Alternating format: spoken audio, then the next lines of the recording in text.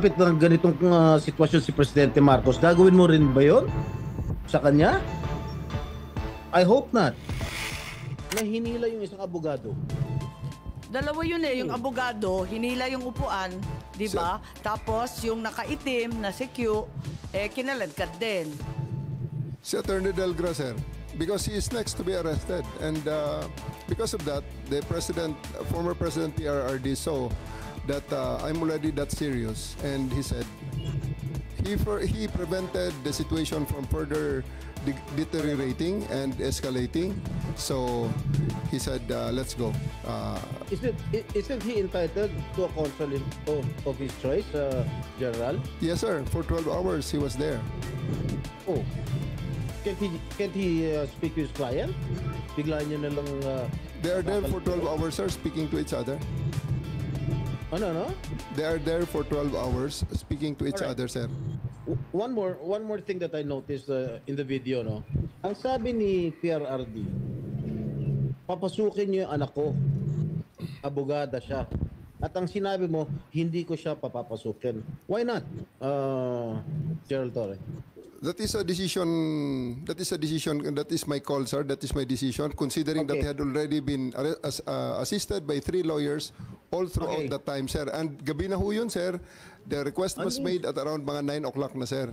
11 hours after the first arrest. Tanggalin mo na yung titulo ni Inday Sara. Kalimutan mo na siya na Vice President siya. Pagpalagay natin hindi siya Vice President.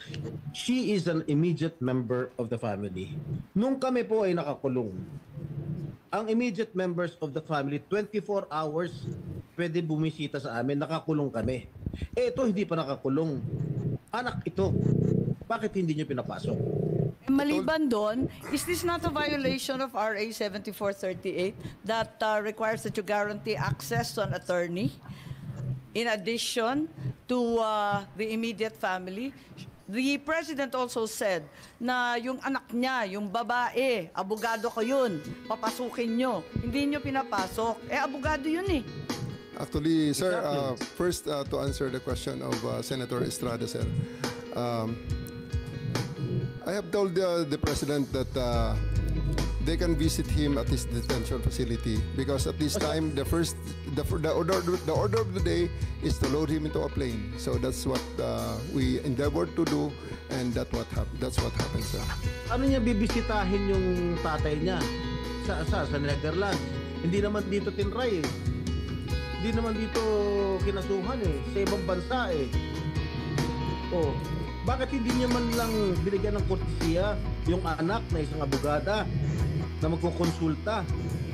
Katulad nga na sinabi ko kanina, yung mga nakakulong nga, 24 hours pwede bumisita ang immediate members of the family. Bakit ito hindi pa nakakulong, hindi niya pinapasok ng anak? Our mission at that time, sir, is to deliver him to the body who issued the warrant, sir. Nasa batas yan, General. Immediate members of the family, lawyers, priests, etc., etc. I should know. Nanggaling ako dyan. Tapos ito, hindi naman nakakulong. Again, I am not defending President Duterte. I'm just explaining the rights of an accused. Because naging akusado rin ako. And I don't want that to happen to anybody else. Dapat naman nagbigay kayo ng konting kortesiya o respeto man lang sa mga dating presidente dahil naranasan namin yan. Nung kinulong po yung tatay ko, ganun din. Kung walang respeto ang mga pulis sa amin. Porket nawala na ba kami sa kapangyarihan, ganun na lang.